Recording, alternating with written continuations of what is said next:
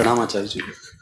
When I'm having conversations with my friends and family members, especially in the situations when they are complaining about something, about a situation which has happened to them, I try to help them with try to make them understand, see the issue clearly, but uh, uh, uh, from my understanding of the concept. But they don't accept it at that time, and they even say that I'm not asking for any solutions.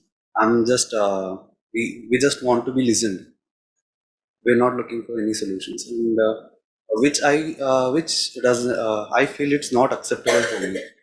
I feel it's kind of wrong thing to do. I feel it is like it is not a good habit to dump your emotions uh, onto a person. Uh, So, and people feel more comfort with the uh, shoulder to cry on than a helping hand, which is actually trying to help. So, I just want to understand the psychology behind this and how should I approach such situations, especially with our closed ones. The question is that happens with friends and family members, that they come and they vent out their emotional garbage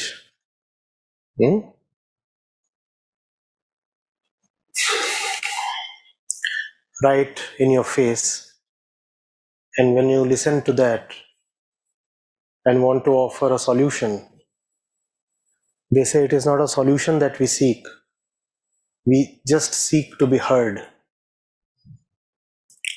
Listen to us, and that's all that we want. Don't offer us advice. Have I got it right? And he's saying he does not like this thing.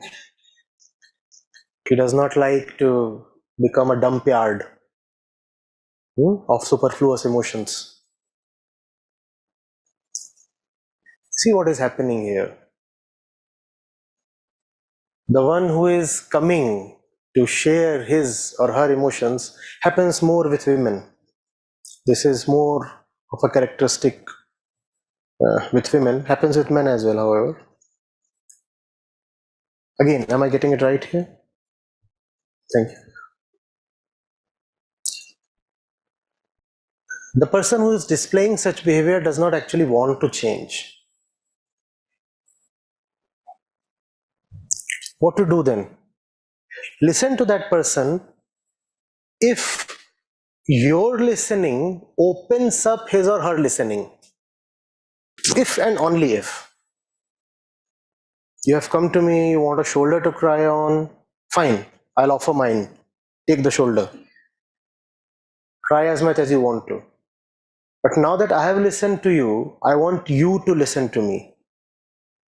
If such reciprocity can be there, then it's all right to listen to such a person, because that will afford you the opportunity to speak. However, if such a person wants to have a one-way thing, I'll come, I'll dump, and I'll walk away, then you are being used as a waste basket. No point. No point. And by turning yourself into that kind of waste bin, you are doing no good to that person either. You are only reinforcing the sense of victimization that the person is carrying, mostly erroneously. That fellow says, I'm a victim and I have been treated unfairly by this, by that, and so I've come over to you and I'm sharing what I have to. Now, when you listen to such a thing, you are actually becoming a passive participant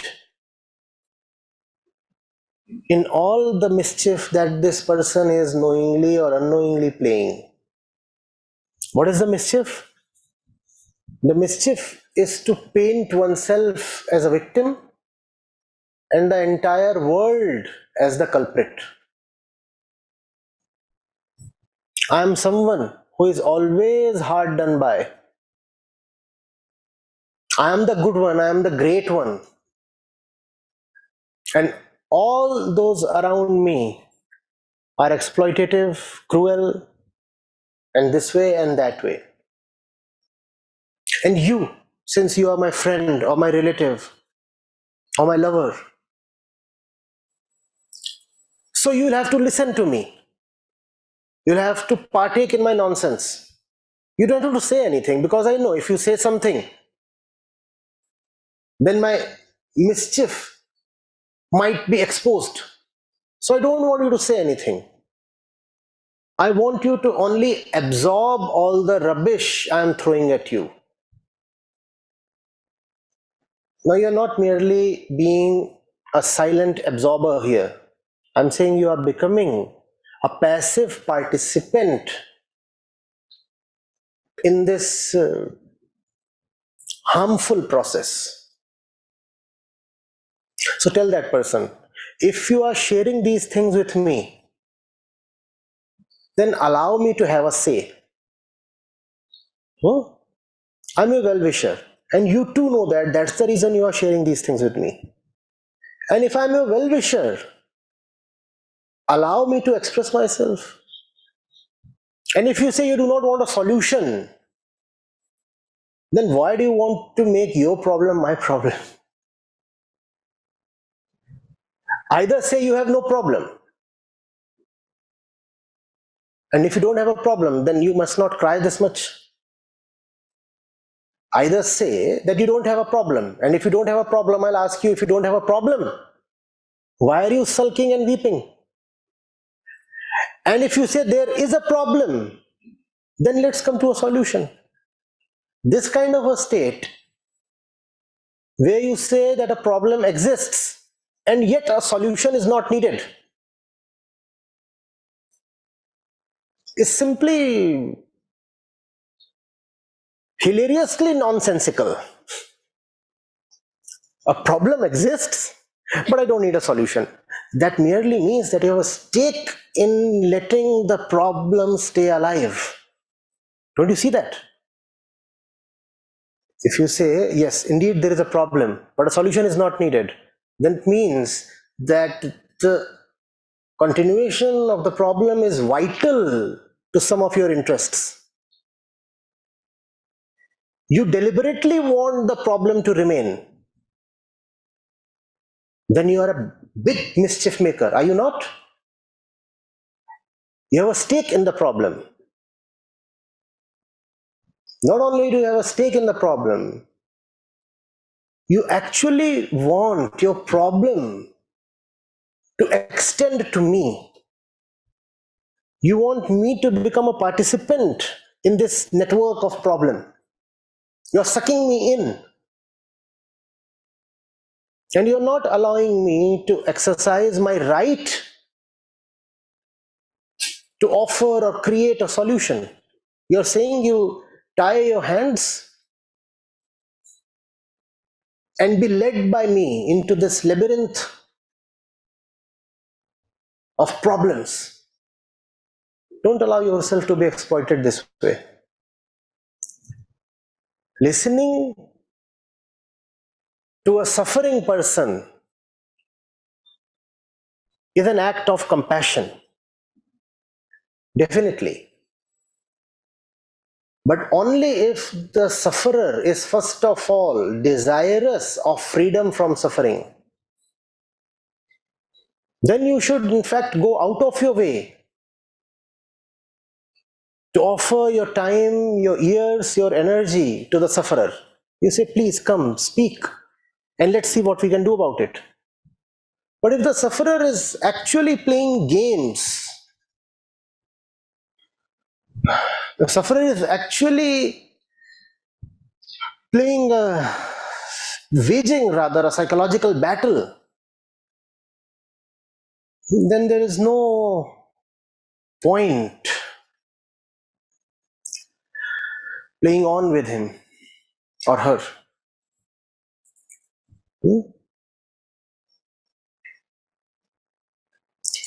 This is a very common tendency. So many of us have this. Let's please avoid. If you have a problem that you can solve all by yourself, then don't disturb others. If you are in a situation you don't even want to call as a problem, again, don't disturb others. And if you do go to others to share your problem, then give others the right to offer a solution. Otherwise, why have you wasted their time? Why have you spoiled their mood? Why have you made your problem their problem? The preferable thing is that as an adult, your first priority should be to tackle your problems all by yourself. Don't be a crybaby. Don't rush to others for every small thing. Tackle them by yourself. And if you find that you cannot, and all of us do come to that state at some point or the other where we all need help, and there is no shame in that. But when you do go to others to seek help, then please do humbly accept the help. Don't impose your conditions on the helper. Don't say, you'll have to help me as per the constraints I impose upon the help. No. If you know so much, then you should help yourself on your own.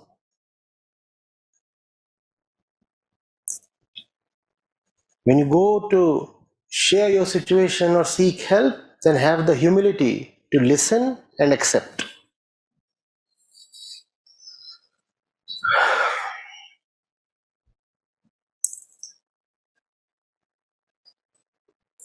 Do you see, this is the reason why scriptures and teachers fail on most people. Even if we go to the scriptures, we say, I will accept you conditionally. You are telling something to me, I'll take it, but only as much as I think is suitable to my ego, and only when I think I need it. Also in the form that I deem suitable. Now, if these are the tight constraints you put on the helper, then you will never be helped. Allow the helper to help you. But before that, try your best to be helped on your own.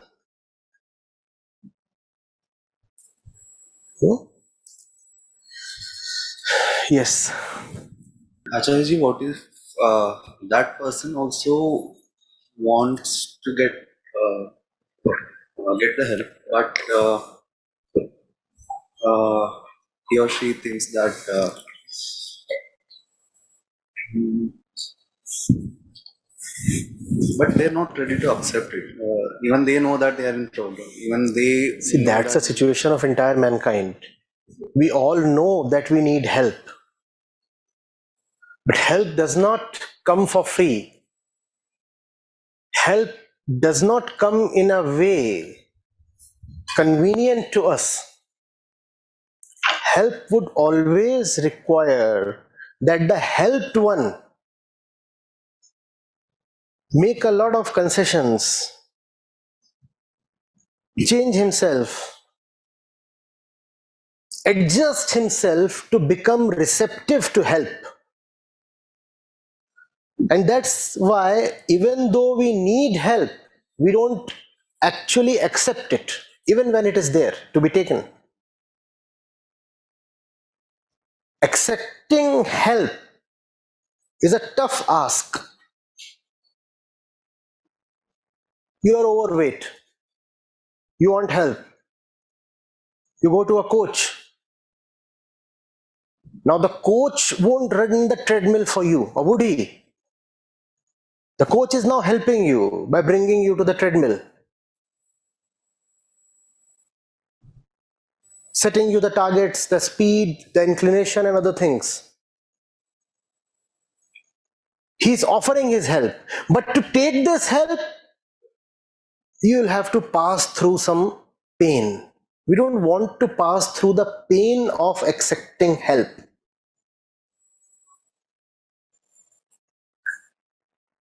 Then we will turn to the coach and say, can there be a more painless way, please? Now, there cannot be a painless way. That's the problem.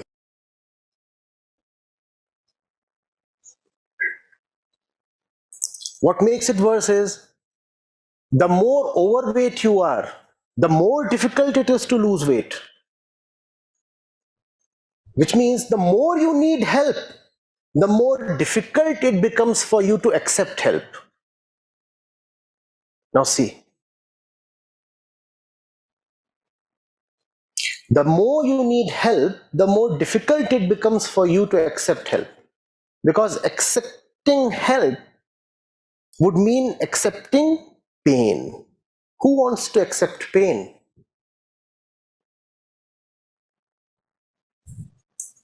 And there are a lot of shopkeepers who know that. So they'll say, oh, come to us. We are offering you painless help. And we have such shops galore. Come to us. You'll be helped, that too without any pain. So we rush to them. And we happily get cheated. But we are relieved that we didn't have to pass through pain at least. Fine, I got cheated once again. But I managed to avoid pain. See how smart I am. The mark of the spiritual mind is the willingness to take pain. Bring it on. Bring it on. Yes, I'm ready. Have something here. If you are someone who just cannot go against himself,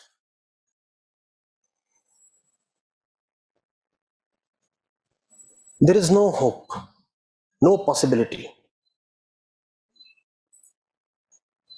All progress is only for those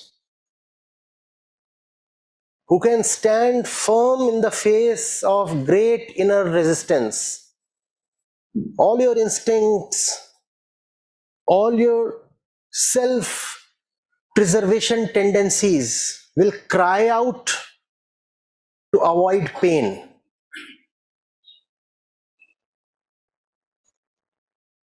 And you'll have to firmly put your foot down and say, no. My pain is my choice.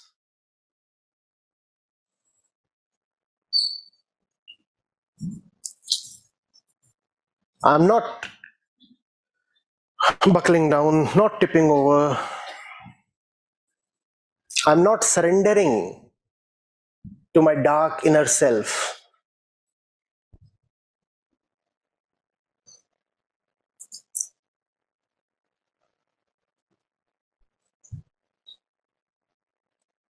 Once you learn to willingly take pain, there is a dignity on your face.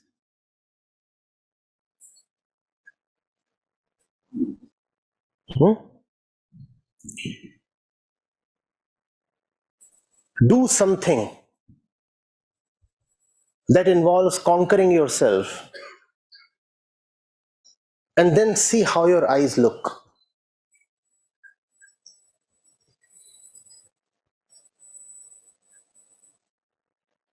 We were talking of the treadmill. Let's say 15 minutes at a certain speed is difficult for you. Now run those 15 minutes. And the last 5 minutes are like hell. Every passing second you are feeling like pushing the stop button, but you continue to run. And when you step down, watch your face. That's what is called dignity. The dignity of consciousness against the dictates of our animalistic self. You have conquered something very important right now, and your face will be a testimony. You love your face, and that's what I call as beauty.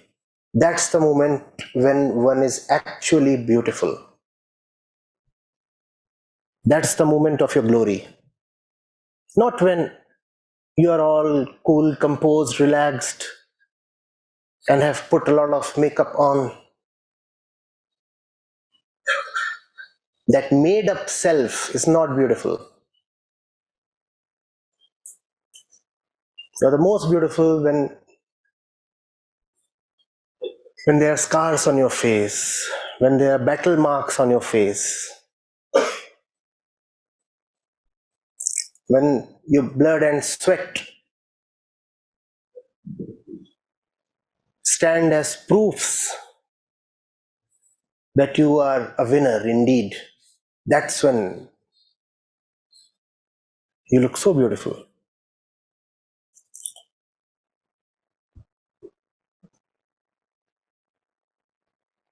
Hmm? All the makeup has been washed away by one's own sweat, preferably blood.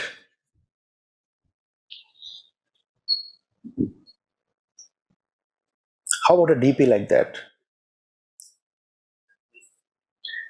Will help you to lose a lot of garbage in your friend list.